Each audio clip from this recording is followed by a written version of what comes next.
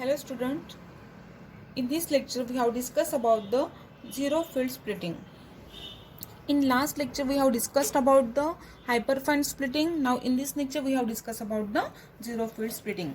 Zero splitting, just like the spin of the nucleus affects the spin of the electron, causing the hyperfine lines. In the similar manner, the spin of the unpaired electrons of the same or the adjacent atom affects the ESR spectrum.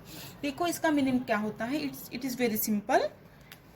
जैसे spinning of the nucleus की क्या होती है, spinning होती है, उसकी वजह से spinning of the electron affects करता है.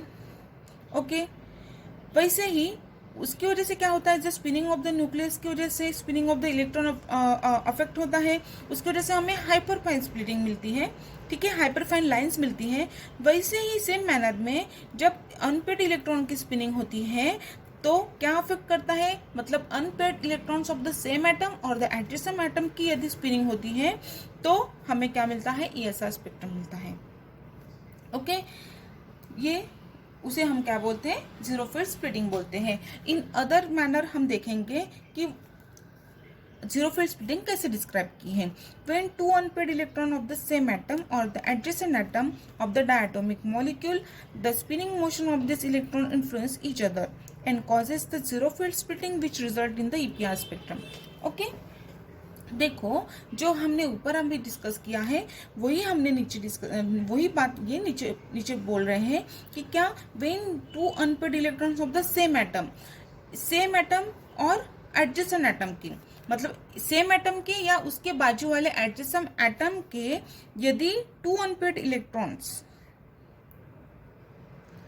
when the two unpaired electrons of the same atom or the other adjacent atom of diatomic molecule, the spinning motion of this electron influence each other. मतलब same atom के या other diatomic molecule के adjacent atom के यदि unpaired electron spinning motion, उसकी जो spinning motion है वो एक दूसरे को यदि इन्फ्लुएंस कर रहे हैं तो वो क्या करेंगे, वो causes the splitting, zero field splitting. उसके वजह से क्या होगा, जीरो फील्ड स्प्लिटिंग होगा. मतलब सेम एटम और एडजेसेंट डायटोमिक मॉलिक्यूल की जो स्पिनिंग है, वो घूमना जो है, वो एक दूसरे को, इसका घूमना इसके साथ या इसका घूमना इसके साथ, ये दोनों का घूमना जो एक दूसरे के साथ अफेक्ट करता है, उसकी वजह से क्या होता है, causes the zero field splitting which result in the EPR spectrum. उसकी वजह से क्या मिलता है, EPR स्पेक्ट्रम मिलता है. जैसे spinning of the nucleus which causes the spinning of the electron, nucleus की स्पिनिंग की वजह से स्पिनिंग न्यूक्लियस की होती है और उसकी वजह से हमको हाइपरफाइन लाइंस मिलती थी. वैसे ही यदि spinning of the when two unpaired electrons of the same atom or the other adjacent atom of the diatomic molecule, the spinning motion of these electrons influence each other, then causes the zero field splitting. उसकी वजह से zero field splitting होती है और zero field splitting होने की वजह से हमें जो स्पेक्ट्रा मिलता है उसे हम क्या बोलते हैं, ESR spectrum, that is electron spin resonance spectrum बोलते हैं उसे. For such substance value of S is equal to 0. उस सब्सटेंस में S की जो वैल्यू रहती है वो 1 और MS is equal to +1, 0 and -1. Okay, now in the absence of the magnetic field, when the three values of MS are degenerate, but when the magnetic field is applied to it, then it gets split up into the 3 energy level. जब हम energy in the absence of magnetic field में अभी क्या होता है, देखो जब magnetic field हम अप्लाइड नहीं करते हैं, the three values of MS, that three values of MS कौन सी, MS दैट इज +1, 0, -1, ये क्या होगा, डिजेनरेट होगा. But when the magnetic field is applied, जब हम मैग्नेटिक फील्ड अप्लाइड करते हैं, then it gets split up into the 3 energy level. वो कैसे होती है, देखो जब मैग्नेटिक फील्ड अप्लाइड करते हैं तब उसकी जो 3 वैल्यू जो रहती है वो डिजेनरेट होते हैं. But whenever we applied the magnetic field, then it gets split up into the 3 energy level. देखो यहाँ पे इस फिगर में दिया है, ठीक हो, यहाँ पे क्या है, splitting even in the absence of the magnetic field considering the system with the 2 unpaired electron. यहाँ पे 2 unpaired electrons हैं, ठीक है. इसमें क्या होगा, देखो 3 एनर्जी लेवल्स यहाँ पे दिए हैं. एक क्या है, पैरेलल, फिर दूसरा नीचे की तरफ एंटी पैरेलल, दूसरा parallel anti parallel.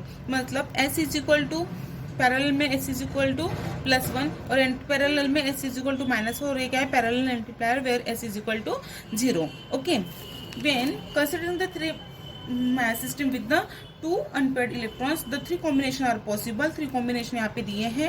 In absence of the external field, all 3 states are the having the equal energy. जब हम external field कोई भी उसके ऊपर क्या करते हैं, absence रहती है, मतलब कोई भी अप्लाइड नहीं करते हैं, तो 3 एनर्जी लेवल्स है इक्वल है energy levels. Okay, with external field 3 energy levels are no longer with the same energy.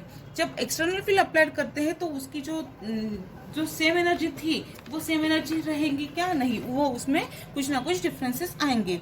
The 2 transition possible both with the same energy, but true transition possible both the same energy. लेकिन दो इसमें same energy, दो lines के transition की energy जो रहेंगी वो कितने रहेंगी, सेम रहेंगी. ठीक है. Now next point that is, देखो, the splitting of the spin levels even in the absence of magnetic field is called as the zero splitting.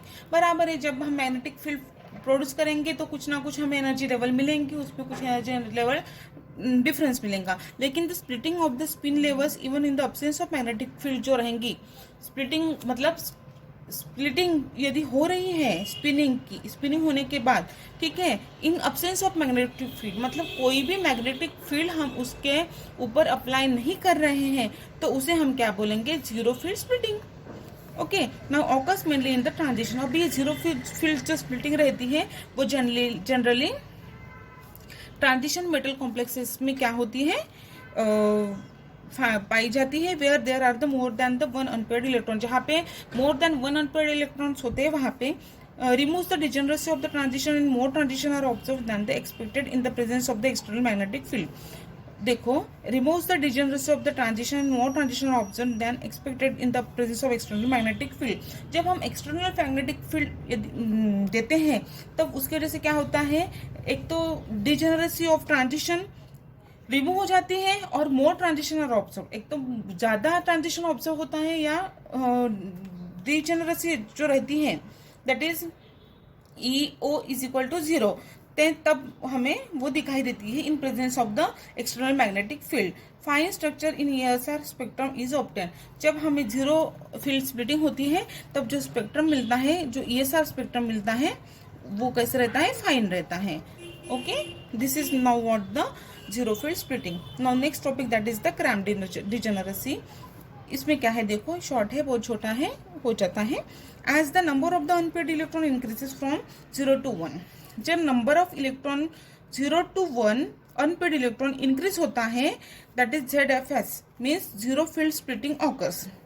जैसे जैसे अनपेयर्ड इलेक्ट्रॉन 0 से लेके 2 तक इंक्रीज होता है तब जीरो फील्ड स्प्लिटिंग होती है, which give rise to find the structure in the ESR spectrum. उसकी वजह से क्या मिलता है हमें, इलेक्ट्रॉन स्पिन रेजोनेंस स्पेक्ट्रम मिलता है. If even number of unpaired electron, even no number of unpaired electron, then MS is equal to 0. और जब एक भी अनपेयर्ड इलेक्ट्रॉन नहीं रहता है तब MS की वैल्यू जो मिलती है वो 0 मिलती है, उसे ही हम क्या बोलते हैं, Cramer's degeneracy. This is what nothing but the Cramer's degeneracy. Thank you.